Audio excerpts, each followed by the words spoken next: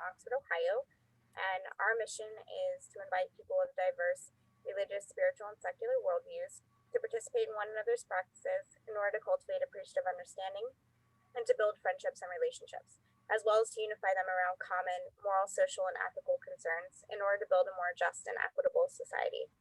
And this program was developed by our student liaison, Priyana Kalita. So I'm gonna let Priyana introduce the program and to introduce to the speaker. So thank you all for being here today. Yeah, thank you for that, Geneva. First of all, thank you everyone for being here. I hope everyone's staying safe and doing well. My name is Priyana Kalita. I use she, they pronouns. I am currently a senior student athlete at Miami University. I started this web series during my time as an intern with the Interfaith Center during summer. And the main goal behind starting this web series was the injustice which was going on in regards with immigration laws in this country during the summer. And I was personally affected with one, the international student rule, which had come out in July. So I just wanted to create a platform for immigrant, migrant, refugee communities and people related to those communities to share their experiences and so that the world can hear about them. So today we have former All-American athlete Maya Reddy as our speaker. So a little about her. Maya Reddy is a queer South Asian former professional golfer, LGBTQ plus athlete activist, athlete ally professional ambassador, founder of the Queer Asian Social Club, and a Toll Public Interest Scholar in the University of Pennsylvania Law School, class of 2022. She was a three-time NCAA All-American and gained status on the Symetra Tour before having to take a step back from the sport due to its exclusive culture and the many harmful experiences she endured as a result of the culture. Maya focused her pain in fighting for and becoming an advocate for LGBTQ inclusive policies in sports and decided to pursue a law degree to strengthen her work in inclusive policy formation, advocacy, litigation, defending trans and queer athletes. Now, without further ado, I would ask Maya to take it over from here. Hi, everyone. Thank you, Priyana. I'm so honored to be here. I think that the work that Priyana is doing with this series, as well as what the Interfaith Center is doing at large, is incredibly important. And I think for myself, I have been going through kind of my own growing up, so to speak, in understanding the relationship that my various identities kind of play with each other. So I'm the daughter of immigrants. My parents came over here from this town in India called Hyderabad. It's like I'm a California girl, so I always describe it as being kind of like the Santa Barbara South of India. So not completely Southern India, but like South enough. And I'm also queer. I'm a woman, woman of color, of course. And so all of those different identities have kind of had like their own stages where they've taken front and center. And recently, I think because of, everything that Priyana was speaking about with the rise in anti-immigrant sentiment, xenophobia, racism, all of the types of discrimination that you can list off of over the past year, as well as the past 4 years, I have been really kind of, I don't know, exploring my identity as like a kid of immigrants, even more so. Like, what does that mean? My parents are very Western. We come from, I'm very privileged, I'm very privileged in kind of a lot of respects, both, here in the United States, as well as the family that my parents come from. And because of that, I've always felt like I have no right to say that I'm a first generation person or I am the kid of immigrants, because I didn't want to take space away from other folks who may not have similar socioeconomic privileges that I have. And then I also realized that that kind of was an aspect of some internalized a lot of things. So recently I've been kind of forced to look at that a little bit more. And what does it mean to be a child of immigrants? What does that mean and like, how does that impact my identity as a queer person? How does that impact my identity as a woman in the United States? And I think, it goes without saying that the last election and the election of Kamala Harris to vice president meant a lot to me and was really important in kind of being like, oh yeah, here's this other child of immigrants from California who's also South Asian, who is, reaching one of the highest, offices in the land. And she is embracing her identity and paying homage to her parents and kind of, experiencing her identity and expressing her identity in a way that I hadn't really thought to. I hadn't really thought to kind of embrace, like, despite being incredibly proud of being Indian and incredibly proud of Hinduism, though not in the Hindu Tava way, I don't think I ever really kind of embraced or explored what it meant to be the kid of immigrants and how do I kind of like pair my parents' experiences along with my own experiences without feeling this tension of, oh, I'm too American, so I'm going to erase where I came from, or I'm being too Indian, so I'm going to be still completely othered where I am.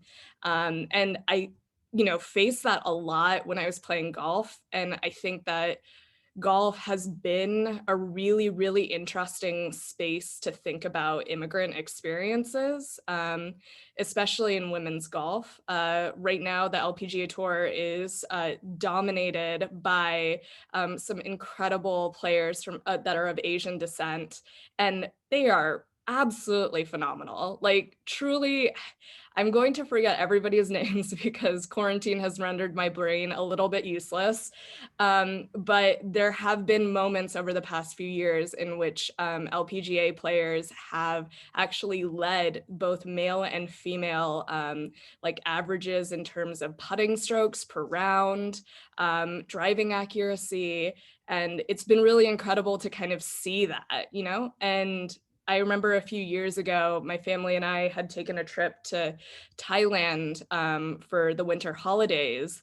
And I opened up a newspaper, and in this newspaper in Chiang Mai, there was like very bad with newspapers, but there was a huge section that was just devoted to women's golfers and the women's golf circuit. And I remember looking at that and being like, wait, how the hell is this not a thing in the United States? Like it was really jarring to be like, that is not even existent in the US. And, I to see kind of the amount of investment that these other countries do put into women's golf, and to see that come to fruition in athletes who are just completely killing it and who do share a lot of the same identities that I do, has been so incredibly amazing and really empowering. But then on the flip side of that, there has been a lot of xenophobia towards these same players. I believe it was a few years ago, Hank Haney, who is quite notable as a golf instructor within the golf community, I believe was on a radio broadcast, and he said some very sexist and racist remarks when asked about who he thinks is going to win the US Open of that year. And I believe he was making some racist jokes about last names from Asian players.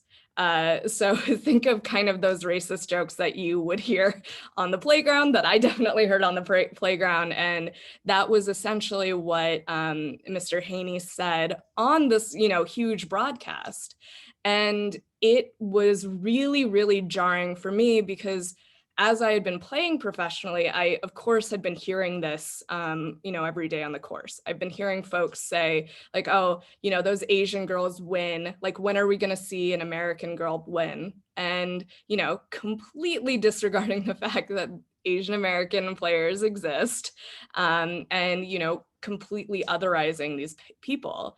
And so while I was familiar with this kind of rhetoric, and I had been very much hurt by it, because, it was on the one hand very much directed at East Asian players. And, with the rise in anti-immigrant sentiment, it morphed into a lot of Islamophobia. And because my family is brown, though people, though we are not Muslim, by very virtue of us being brown, many folks are, aren't going to take the time to be like, what kind of brown are you? And we're just going to lump you kind of in here. So unfortunately, I experienced a lot of that. And so all of that to say, I wasn't surprised to hear Haney's statements.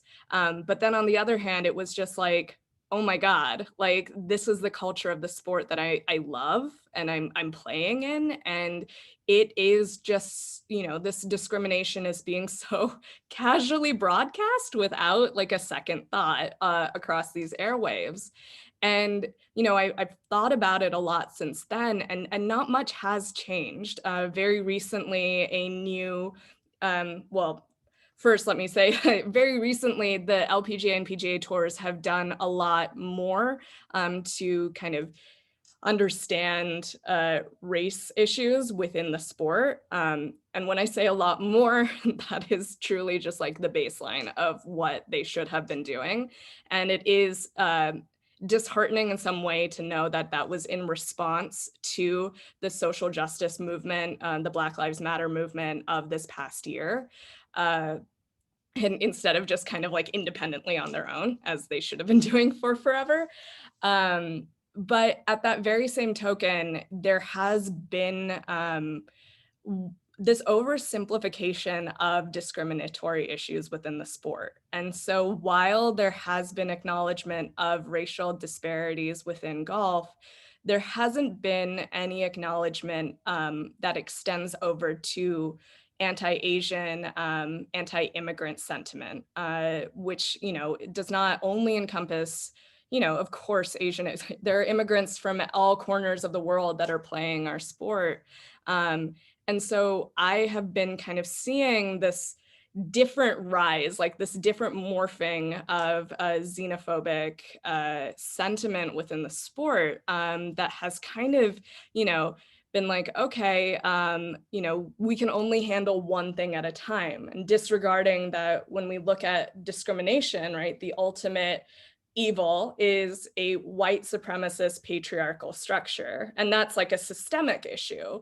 And if we are only saying like we can focus on one type of discrimination at a time, that only kind of like does the separate but conquer mentality that this systemic structure can play into. And so I've been seeing that a lot in the sport, in the ways that it's kind of been simplifying social justice issues and racial equity.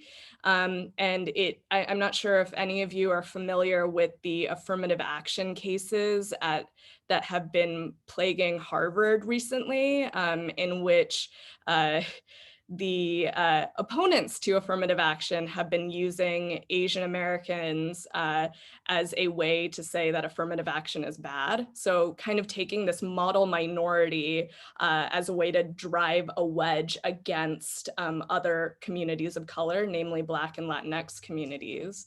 And so a similar thing has been kind of begun to happen, or I don't know if it has yet happened or if it's always been happening, but I've been seeing it a lot in golf more and more. The LPGA recently kind of released a statement, not a statement, but a statistical breakdown of the racial backgrounds of the players on tour.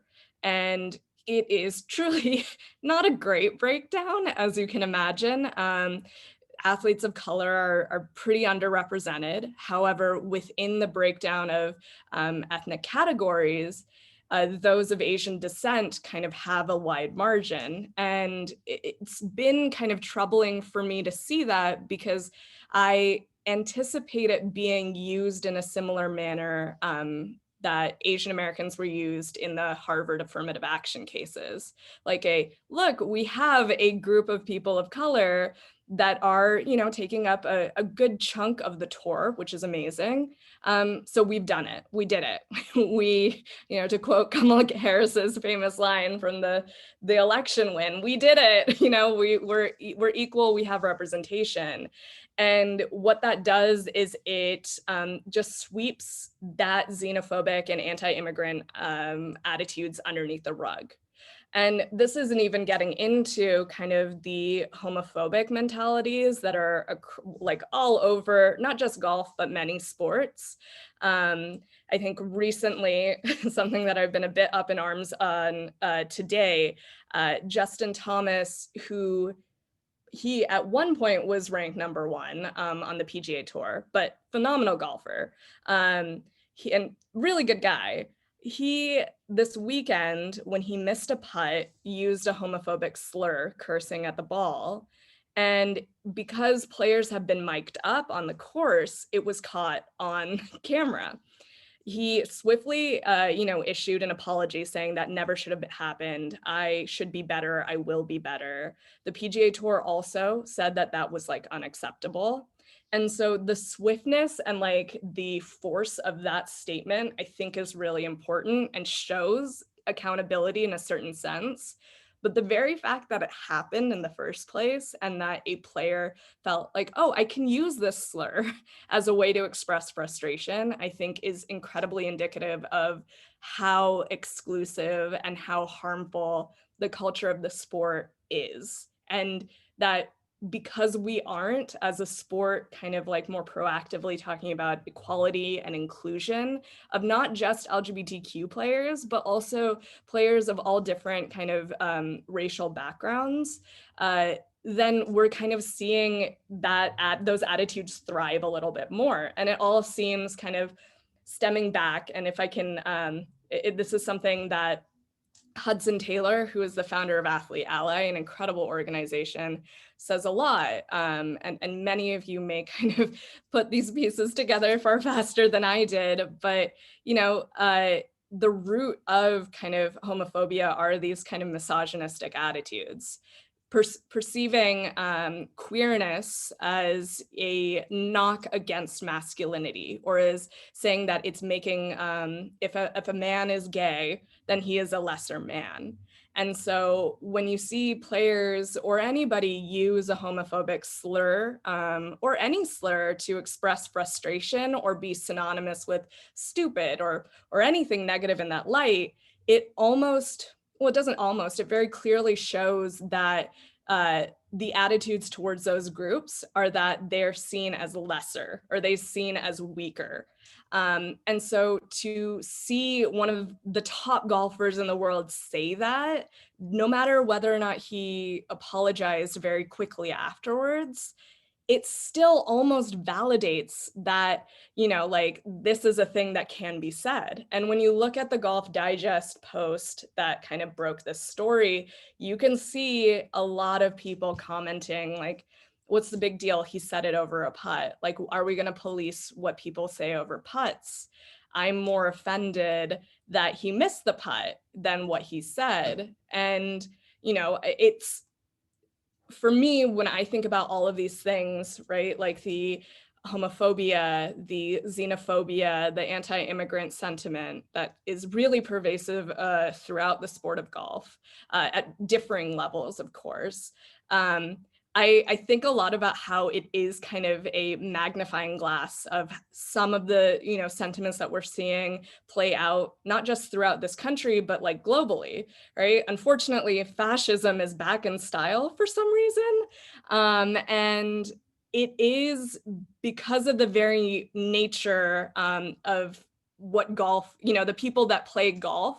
Unfortunately, you see that rise of fascism, that rise of those sentiments on the golf course at all times. And the obsession with the country club image and making it this pristine, like elegant, prestigious sport only serves to keep these attitudes in style, because they're like, oh, we don't want to cause a fuss. We don't want to rock the boat. This is just about sports. But then at the end of the day, it isn't just about sports, because when these discriminatory attitudes persist, it tells people like myself that we don't belong in the sport despite being really good at it. So for me, when I was playing, I had to take a step back from the sport because unfortunately, the thrust of my career was during the 2016 election, which, as many of us know, was just the tip of the iceberg for not great things that have happened in this country. And it was at that time that I was noticing so clearly and experiencing so clearly how many folks, their discriminatory attitudes were almost emboldened. Like no longer were they just kind of, sitting in their head and, thinking things. But there was this opportunity for them to say it out loud. And I had a tournament director that was saying discriminatory, homophobic, and xenophobic things to me in the guise of a joke when I went off the first tee, which is truly the worst thing to hear when you're about to tee off at a tournament. And especially when it's wrapped up in a joke, it becomes really difficult to be like, hey, this isn't okay, because oftentimes the person will be like, I was just a joke. Why can't you take this joke? Where's your sense of humor? And so it created this kind of really, really unsafe, environment where I was just like, I don't know if I can trust this guy anymore. Like I'm very confused about who I can trust. Like, am I going to be hearing this every single time I go to a tournament? I had a coach that also, essentially was telling me, why are you being so sensitive about the election? And why are you so freaked out about the 2016 election? To which now I can be like, okay, remember what happened 2 days ago. But then I was like, hey, my family, like we are people of color. My parents are immigrants. Over the past few years, we've been terrified every time my parents have had to go back to India to see my grandparents. And like, are they going to be let back in the country, even though they are citizens, right? I was terrified because I'm a queer woman, and not only have queer folks kind of been under attack in various ways, but also women haven't had like a good time either. And I had to explain to this man who I had known for a very long time and trusted. And so I was really bewildered to hear, these xenophobic and like, why are you taking it so seriously things from him, to be like, hey, like, this is me and my family. Like, things are going to become really unsafe. And I am going to vote for Hillary because I don't want to be living in fear for the next 4 years, even though that's exactly what has been happening. But the fact that I had to explain that, and the fact that I had to, continue on my golf career, fighting to prove that I belonged in a space, even though I was good at the sport. It was like I had the scoring records, I had the driving distance. My favorite thing is to outdrive people and then forget how to putt. My parents will joke all the time. But even though I had the ability to play, and like I in that sense, I absolutely did belong on the course, there were all of these things that were saying that I didn't belong there, that I was a woman, that I was a person of color, that I was queer. And so it quickly became me spending a lot of time having to negotiate between all of my identities, trying to figure out like, how do I go after sponsors? Like, how do I, be marketable so that they will want to sponsor me and help my career, when being queer and being a person of color isn't necessarily marketable within the sport, unfortunately. How am I going to feel okay when I go to these tournaments and I hear tournament directors and people in positions of power say really discriminatory things? And my game started suffering because of that. And I was like, what is wrong? Like, what? I was hitting a plateau. I'm sure Priyana can relate to the like hitting a performance plateau and you're like, no, I can do this. I'm just gonna like work through it. And it took a lot of therapy to realize that, like, you know, it wasn't a physical plateau, right? Like, I ended up having to take a step back from the sport because I had a mental and emotional breakdown because of the toll that the discrimination and discriminatory attitudes had been taking on me. And I'm sure many of us have known what it feels like to be unsafe in spaces in different ways, and to kind of be plagued by that for, you know, like day in and day out, and, you know, wanting to pursue your dreams, though feeling like you're not enough, and being told that you're not enough and that you don't belong in all of these different ways is so disheartening and jarring. And you know, for me, I'm grateful that I am very, I guess, stubborn, and have been able to kind of have had, you know, I guess not even just been able to, but had the opportunities to work with incredible organizations like Athlete Ally, and work in advocacy to kind of make sure, or fight for these things, for this culture to change, to be more accepting. Because when I look back at my own experiences, and when I think about, you know, the next generation of golfers, it's like, no, it's not just about the sport. It's because you are in a culture that is saying very explicitly, it's not about the sport. It's not about how good you are. We are still going to judge you on your identities. Then it becomes like, okay, like, where do I belong? Like, it kind of reinforces that a marginalized person is only allowed to be in these certain spaces, which just, you know, persists discrimination in all of these various forms.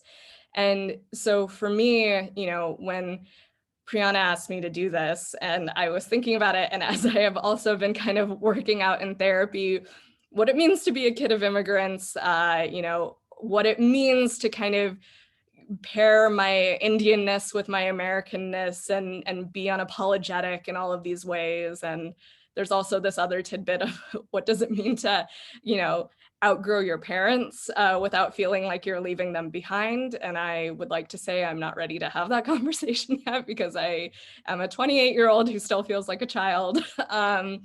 But, you know, I have been realizing so much that in sports, it's never just about sports. Like, these exclusive kind of like attitudes, and what I went through really reinforced a lot of internalized isms that I've experienced, and has made me feel like, oh, there's a right way to be a child of immigrants. There's a right way to be a first generation person. There's a right way to be queer, et cetera, et cetera. And to kind of like meet another queer South Asian athlete like Priyana, and you know, have and see the space that, you know, Priyana has created with this web series that is exploring kind of like all of the different experiences of being an immigrant, a child of immigrants, and kind of the tension between how do I celebrate the culture that I've come from, while also, you know, like celebrating this new experiences that I'm having. And at least for me, I always feel this tension of like, I never want to forget where I come from. Like, I get a shit ton of tattoos all over myself that are, you know, either about Telugu or in Telugu, which is my parents' mother tongue, references to Hindu goddesses, because for me, it's this consistent reminder of where I come from, and this kind of, I guess, as I feel, a guard against ever forgetting it. Because it does feel sometimes that, like, as if I am being my entire person, like, I'm always afraid that I'm going to forget where I come from because of this constant pressure to be the correct version of this, the correct version of that, and to assimilate, so to speak, so I can protect myself against being discriminated against, or even just being othered, because it just sucks to be othered. I want to be who I am, and I want to exist in a space and be like, okay, that's Maya. She loves the Princess Diaries. She is going to tell you all the livelong day about the Star Wars prequels and how she will be unapologetically a fan of them no matter what, instead of being like, there's Maya, a queer brown woman, and so we are going to only talk about how glorious Indian weddings are, or we're going to ask her about, like what various xenophobic jokes, racist jokes, et cetera, et cetera. I guess, there's always that something that we've been experiencing a lot in law school, in firm conversations, when folks have been like, oh, okay, so like, how does lesbian sex really work? And it's like, oh, not appropriate. Can we not do this right now? But yeah, I mean, I have been very grateful in this conversation and getting to kind of watch all of the different conversations that Priyana has had throughout this web series has been so wonderful to be like, oh, okay, like, there's a part of me, a really big part of me that needed to hear that, there isn't a right way to be anything. I think like the only right way to be is kind to other people, but there isn't a template for us to be exactly this or exactly that. And on my own journey as a child of immigrants, getting to share space and be in a space and watch the other conversations that Priyana has had to just be like, oh yeah, like, who I am and my kind of experience as a child of immigrants is just as valid as any other person's, regardless of where I come from, the privileges that I have, et cetera, et cetera. So I guess that's kind of like my long, kind of winded whatever on how grateful I am to be here, and a little bit about my experiences and my continuing struggle of what it means, what being a kid of immigrants means to me, what being first generation means to me, and how, to pair all of that with who I am today. And like, one of the ways I've been doing that is actually through this organization I founded called the Queer Asian Social Club, which truly is exactly what it sounds like. It was a space for queer Asian folks across the world to just hang out and, be with each other, and not feel like we have to do like a talk or, sit through an educational sitting. We have those, absolutely, and those are incredibly valuable. But I also wanted to create a space where it's like, we could just hang out and talk about Mario Kart, or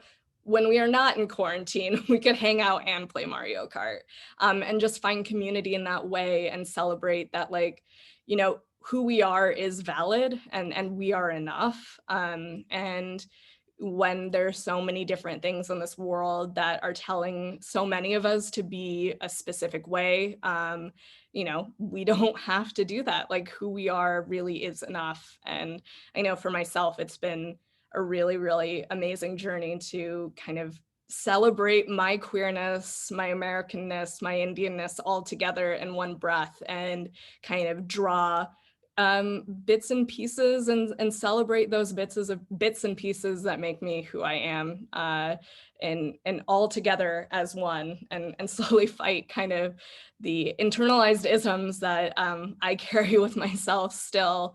But yeah, no, I'm very kind of grateful to have the opportunity to just get to know Priyana, to be a part of this space and kind of tell you all of my feelings about being a kid of immigrants. For sure. Thank you for sharing your story. I mean, it's very relatable. It's like diaspora that we grew up in. It's like we are from India, but then we are here, but what do we do? Where do we fit in? And then we have to be the best of the best to even, just create a general spot in this country. And I wish that people understood that, because, we come here for a better life, nothing else. That's the only goal from this web series, is that when people share their stories, I want people to know that we are not here to do anything else. We are just here for a better life. That's it. And US has the capability of giving that to us. And yeah, for sure. Thank you so much for sharing that. So time for questions and comments now. So there are 3 ways that people can ask questions and comment. The first is you can put the letter X on the chat and I can call on the person. The second, you can write the entire question in the chat and I can read it out, or I can ask you to read it out. And the third is by using an anonymous Google form. I'll put the link on the chat and I can read the question out from the Google form without disclosing the identity. So if everyone's ready, can I get a thumbs up for that? Okay, so the floor is open for question and answers. Whoever wants to go first.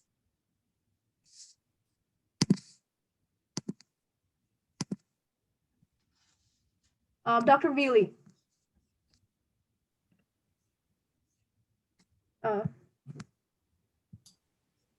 So it's okay to talk, right?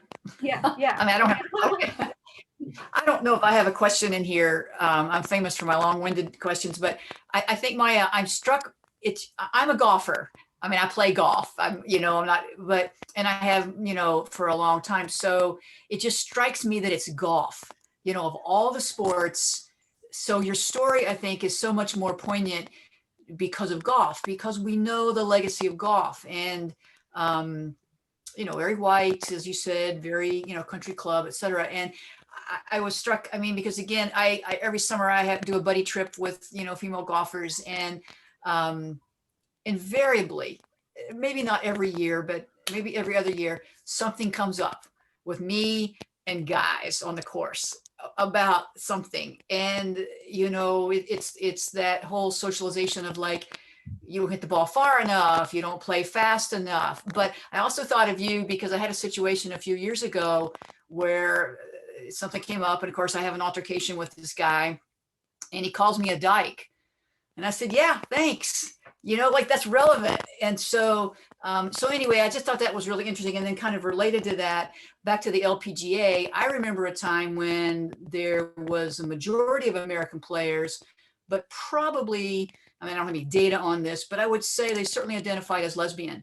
And so that was kind of then the knock of mainstream, on the tour.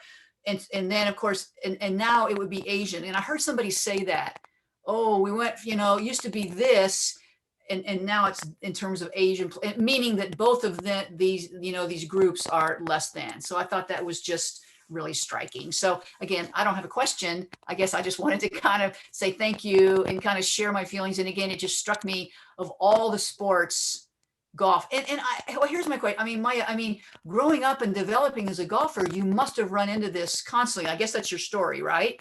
Because more than I think any other sport, you would see it in that sport. Yeah, so I mean, totally everything that you said, right? Like it's so common to just go to a golf course, hit off the first tee, and then have some guys be like shocked that you can hit a golf ball as a woman. And you're like, I can hit it better than you most of the time. But yeah, I don't know. My journey throughout golf has been really interesting because when I was younger, I grew up in a predominantly white and rural Northern California town. I come from Reddy, California, which Megan Rapinoe calls her hometown as well. But yeah, I love Reddy. The people are really wonderful, but it's not a big place for marginalized identities. And for me, playing golf and being an athlete was like this entirely, it was like a huge shield against facing discrimination, because it very quickly became, oh, there's Maya, she's a golfer, she's good. So like my other identities of being a woman, of being a person of color, I wasn't out yet then. I hadn't yet realized that I was queer then, but I was very queer coded for sure.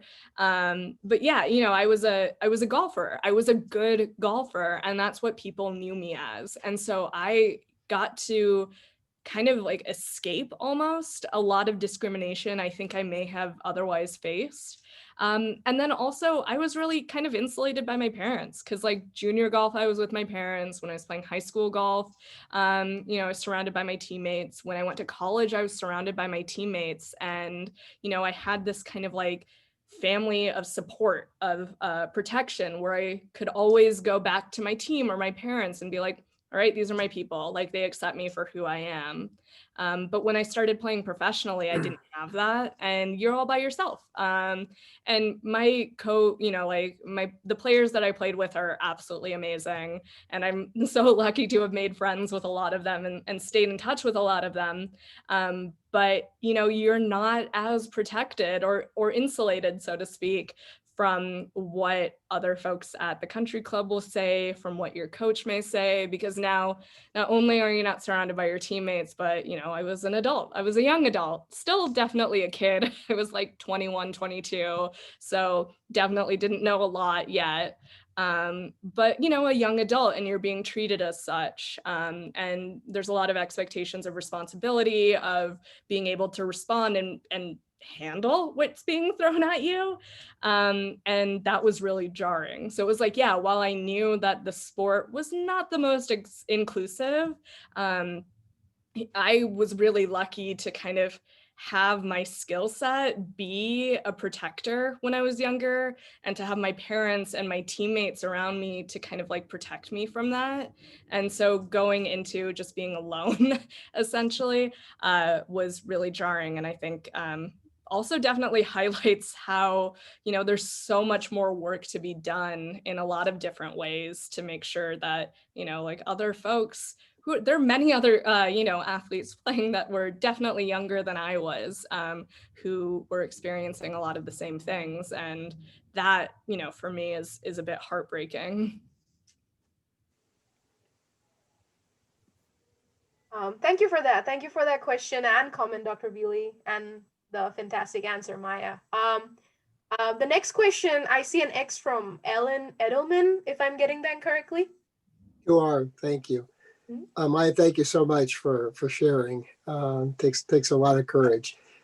When I saw the documentary on how the same-sex marriage movement was successful in getting the Supreme Court to accept same-sex marriages as legal and legitimate, the point that they made that they said probably made the biggest difference in the Supreme Court deciding that was that the movement encouraged same-sex couples to go out and meet everyone they possibly could, from family to friends, to show them they're normal people, to show them with their children, they're normal adults.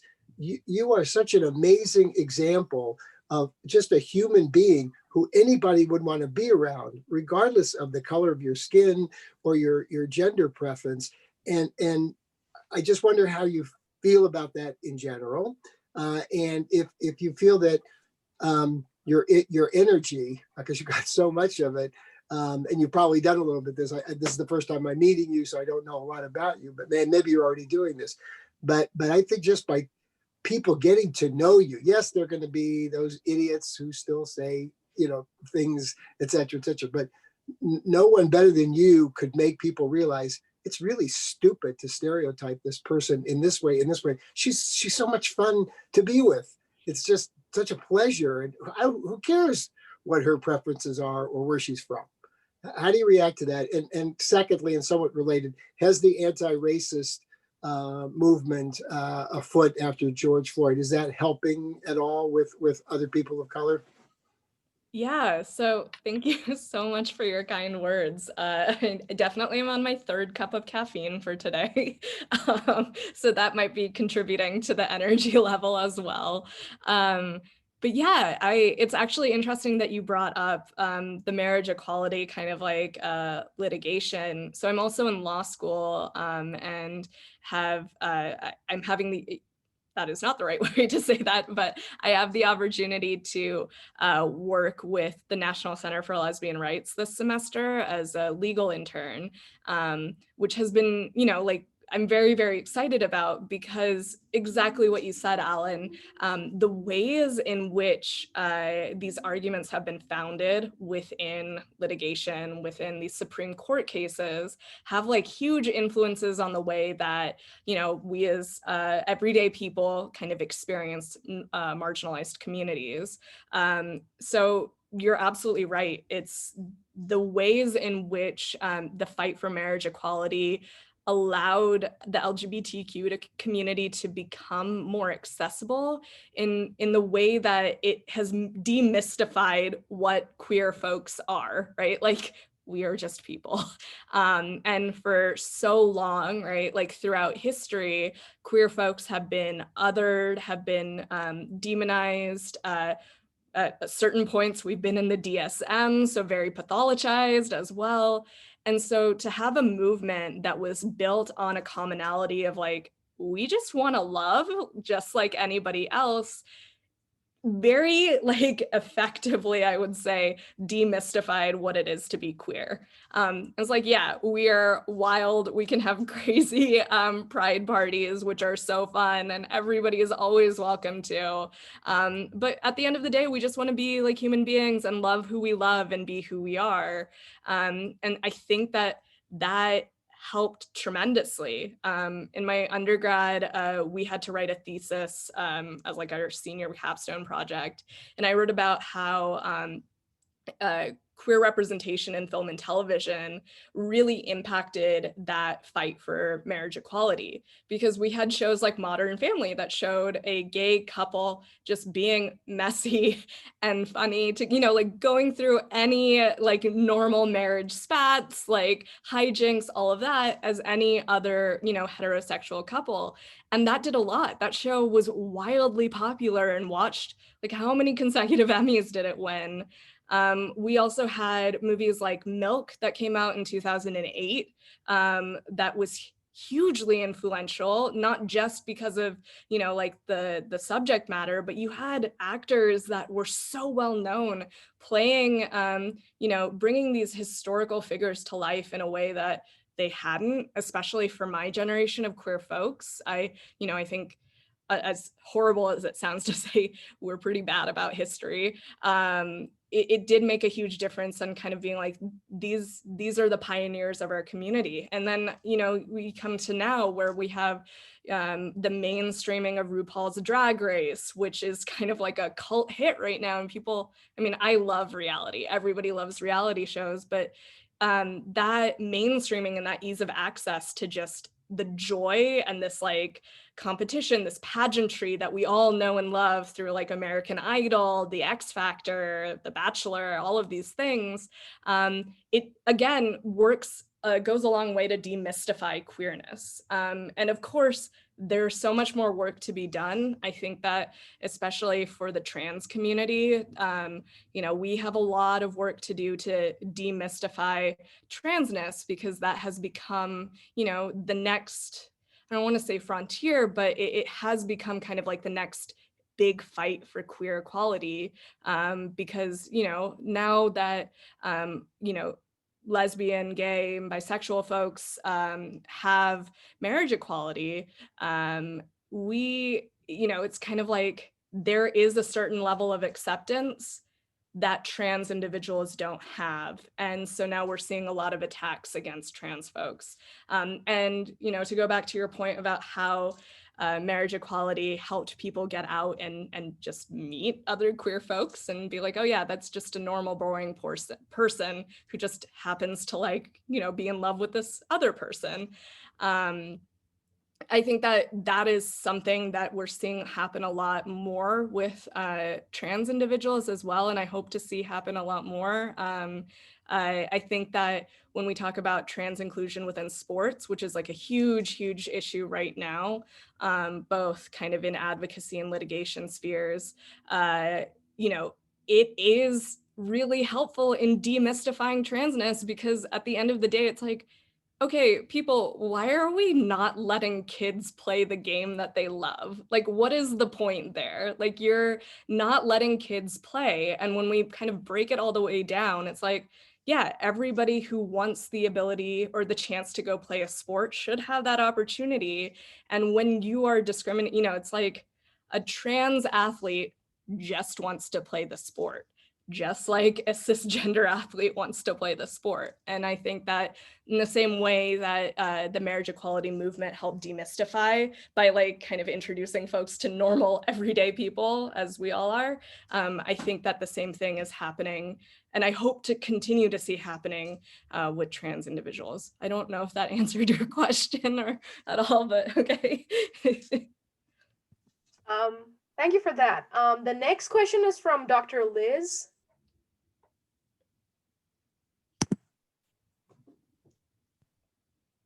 You're unmuted.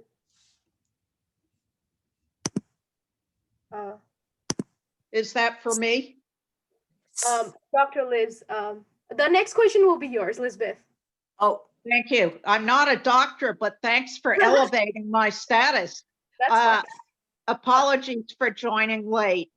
But I'm responding more to what I've heard, not what may have come before. Maybe I'm a slightly dissenting voice, but I just wanted to add the perspective.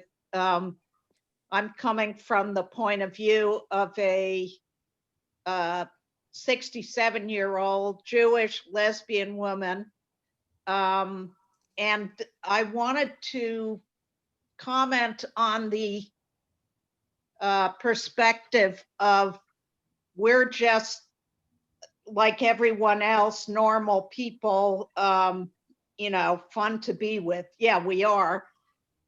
Yet, I think that to use this as the way to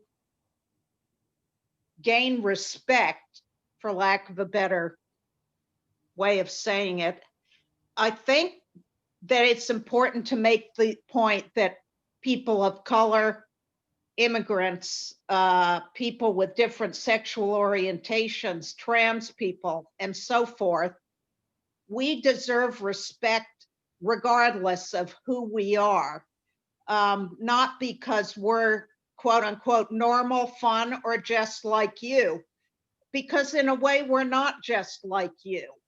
If you're white, male, cisgender, straight, middle income, or so forth, or some of us who are white women, professional, educated, we have privileges and a history that you don't have. And especially for people of color, trans people, and some of the most marginalized groups. The lives are very different, and over history, very different, and oppression has done something to these groups that make them, their histories, and even current day lives difficult. And so I guess I want to say that we all deserve respect regardless of our normalcy, our how fun we are to be with, because of who we are. And so I'm stressing the importance of tolerance, inclusion, and respect that we have to teach, especially young people today, and older folks that we might come into contact with. And I'm wondering if you might comment on that perspective. Yeah, I mean, I absolutely agree with you. I think that, you know, as a person of color and a child of immigrants, hearing kind of what my parents experienced and the choices that they had to make, you know, in a self-protective manner when coming to this country, I have a bone to pick with assimilation and a lot of the stressors that are placed on marginalized communities to be acceptable in certain respects. And, you know, I struggle a lot with this when it comes to impact litigation strategies. So for what we're using to fight for queer rights or racial justice or any social justice movement, because in a lot of those arguments, there is this pressure to kind of play along with acceptability and create the most acceptable and therefore compelling argument that a wide swath of the population can understand. And Elizabeth, exactly what you were saying, it works. Yes, it can help us achieve really incredible things such as marriage equality, the recent Title VII case. However, at the same time, it does kind of enforce this almost colorblindness, right? That we're just like everybody else, which makes it easy to ignore or to sweep under the rug the nuances of all of our experiences because, you know, there is a long history of racism within queer rights movements. You know, early, I'm going to forget all of the years, but, you know, during Harvey Milk's time, there was a huge fractioning between white gay men and queer women, and then queer women and trans women of color often were allied together. But then again, you know, there was a lot of fracturing within those subgroups as well. And you still see it in a lot of ways today where there is, you know, a lot of prevalence of, you know, racism within queer communities. On Grindr, it's very infamous to see, you know, some white men say no fats, no femmes, and no Asians, which is, Wow. yeah, not great, so to speak. But yeah, I mean, I think that it is really important that when we are kind of picking and choosing these strategies to get the most, to kind of work towards success, that yes, we can choose a strategy that will appeal to a lot of people while also acknowledging that, you know, there are differences of experiences, that being a queer person isn't just one thing. Like even between Priyana and me, right? Like we share a lot of similar identities, but my experience as a queer person is different than Priyana's. And my experience from Lisbeth's is going to be different in so many ways, but similar in a lot of ways. And I think that at the end of the day, when we're talking about queer folks, people of color, any marginalized community, what is the most important thing and what I, you know, try to practice a lot is not that we're just fighting for equality and inclusion, but we're fighting to be included and celebrated in a way where we don't have to hide who we are, where we don't have to minimize parts of ourselves to be deserving of that inclusion or that celebration. And just literally everything that Lisbeth said, that we are worthy, like just by being who we are enough. And you know, there are going to be great people, there are going to be shitty people, but that's, you know, them's the breaks with any group of people. Thank you. Beautiful. Thank you so much for that. The next question is by Dr. Liz. I think that was me again. Dr. Liz, it's A different Liz? A different Liz. Yes. Sorry about that. Oh, I think I stepped in and. No, that's fine. That's complete. No, it was fine. Actually, your question, Elizabeth, really helped me to formulate mine. So thank you for that. My question has to do also with forming affinity groups across difference.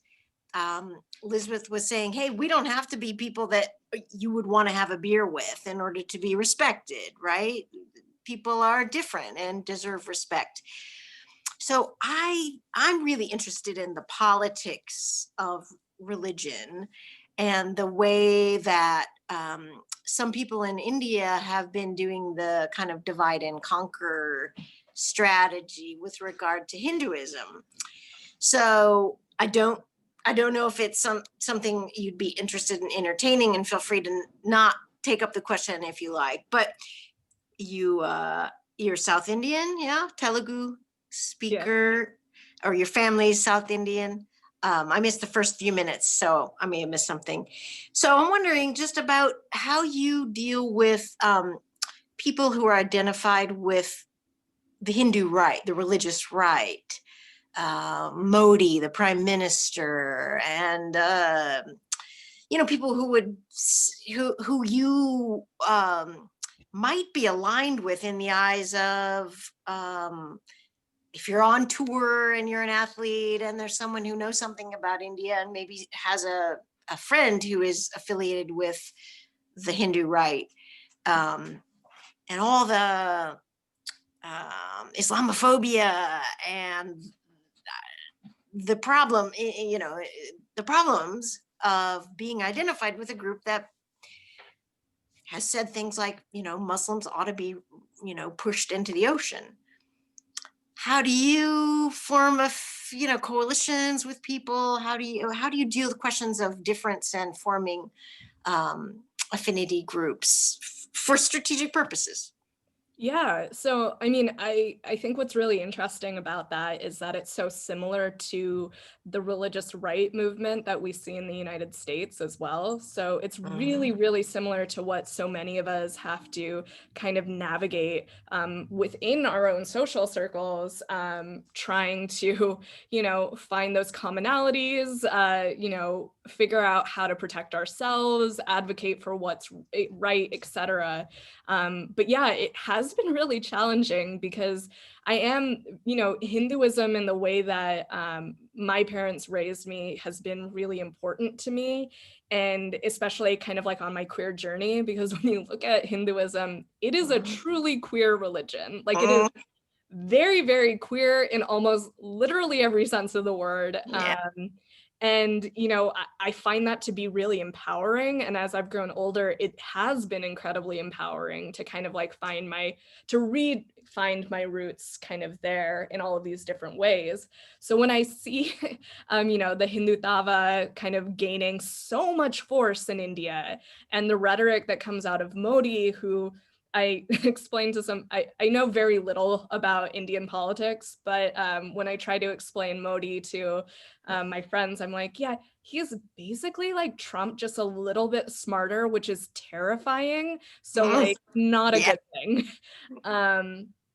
But yeah, the way that I, try to look at it is that, when we're having these conversations with other groups. So I guess like the way I'll kind of bring it back to the United States because I'm a little bit more familiar with that. But growing up in a Northern California, like a rural town that was predominantly working class, a lot of my friends and a lot of the towns still, like when you're driving into Redding, they'll have signs being like, the California legislature doesn't represent us. And that part of California has wanted to secede with Southern Oregon and form the state of Jefferson, which growing up, I would always hear on NPR, this is NPR for the state of Jefferson. And so now I own sweatshirts about it, just ironically.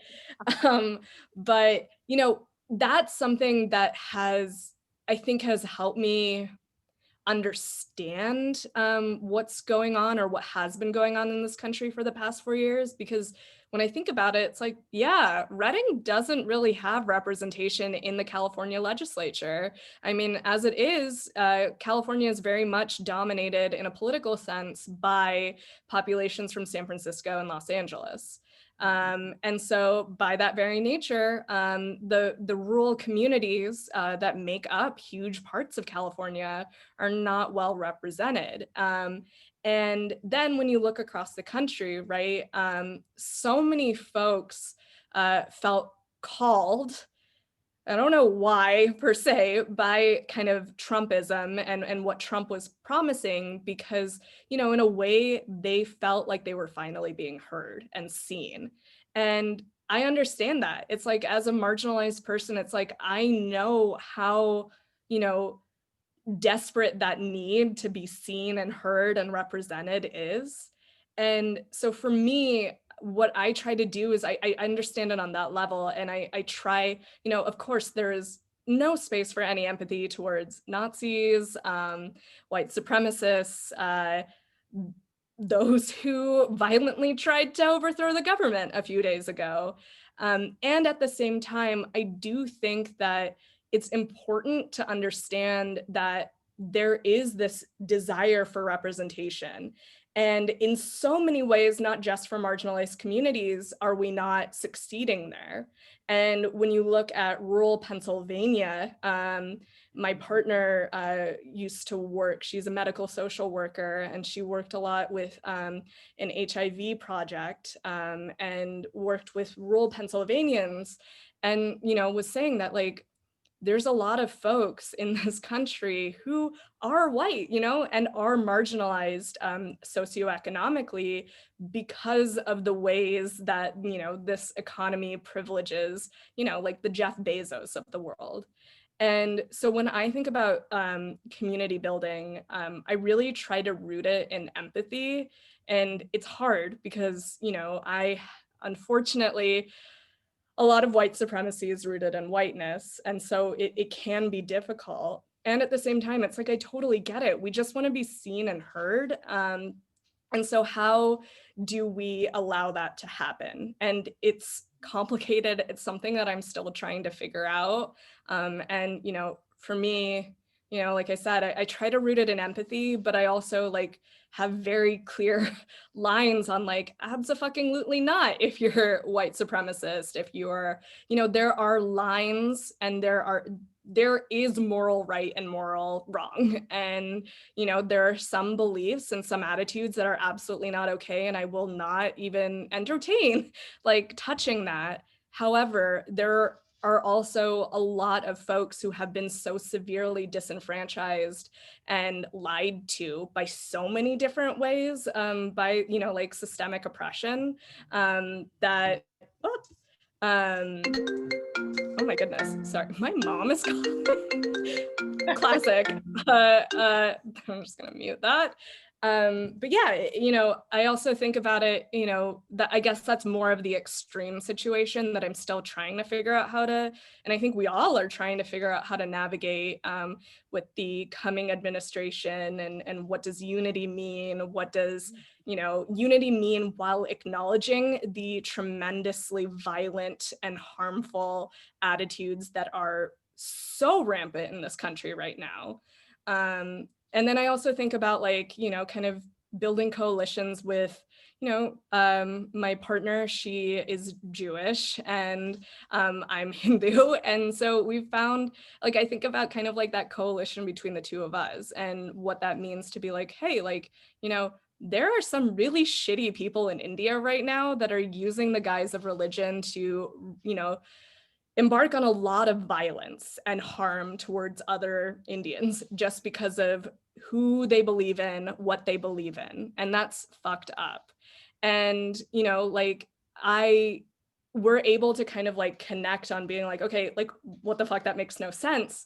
And we're also able to connect on kind of like this aspect of both of our religions being this like ethno-religion, where I'm like, hey, like, you know, it is a cultural, it's like a huge cultural thing for the two of us.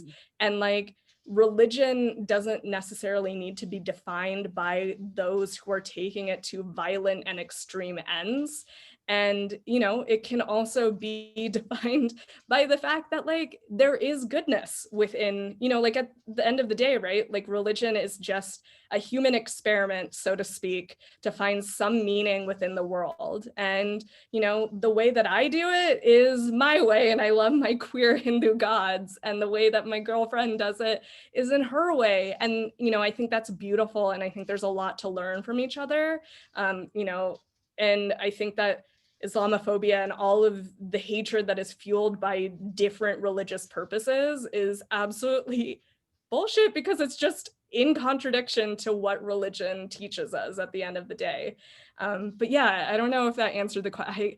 I guess like my answer is that it's really, really hard, especially when you're trying to build unity, and there are people that are so violently abusive and angry, and, you know, like you have to draw lines there, and that's not okay to have a lot of those mentalities. And also, you know, like how do we move past, like not move past it, but how do we defeat those attitudes? Like how do we make those attitudes go away, I think, and emphasize that they're not okay and they have no place, essentially. For sure. Thank you for the question and response. I can speak about a bit about Indian politics. As a person who grew up in India for 18 years around the northeastern border. The problem, how I see in India, is that there's a difference between nationalism and being patriotic. So the problem which is happening in the country, in US or India, regardless, is that it's nationalistic views which is causing the damage. They want to convert it into a culture that it just like assimilation, as Maya said, it's kind of problematic sometimes because India has been this country of all cultures and all religion from this entire world. And the bill, it's known as the CAA bill. It was, I feel like it was published in 2019 because I personally was under curfew when I went back home.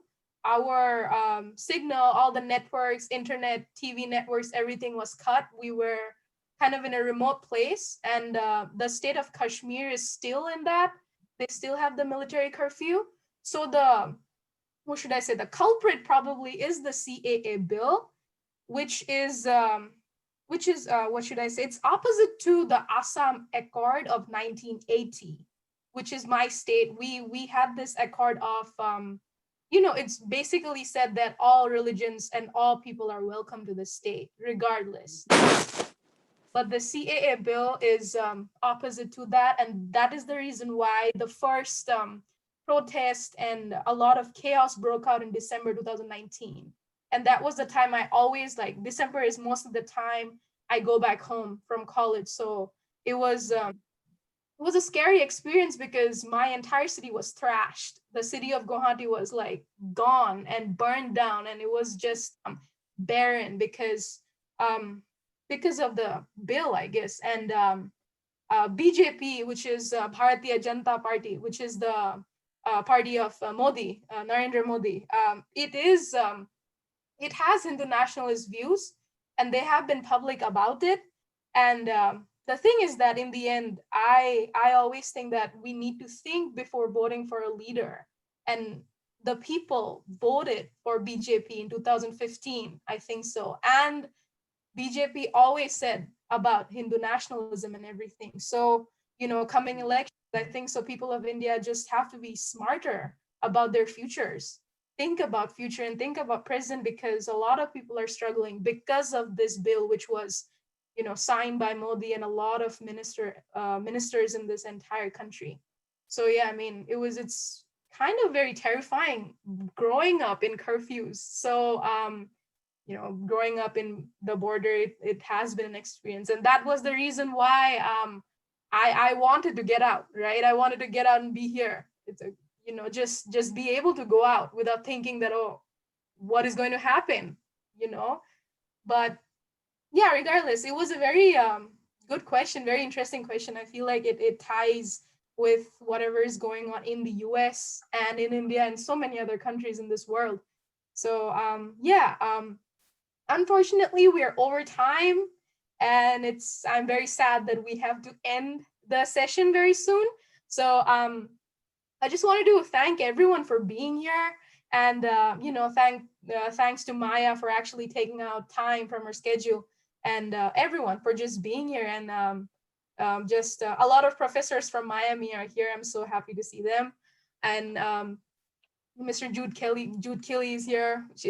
He's from Miami Athletics. So I'm really happy to see him here as well. I just want to thank everyone and stay safe, and hopefully I can see you in person, because I'm going to graduate this semester from Miami. Whoever is from Miami here.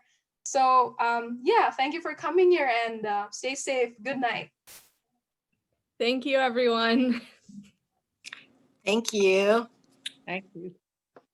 And thank you all. And this is a monthly program, or at least sometimes bi-monthly, but so we hope that you'll continue to join us for the Divergent Immigrant Experiences and the other programming that the Interfaith Center offers. So have a good night, everyone.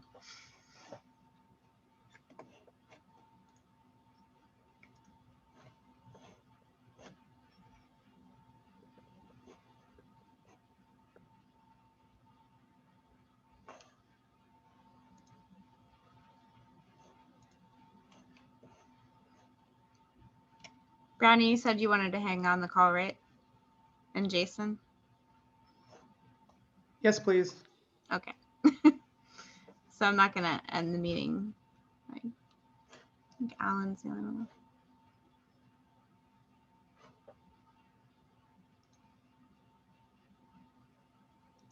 And have we stopped recording for YouTube? Oh, let's end that.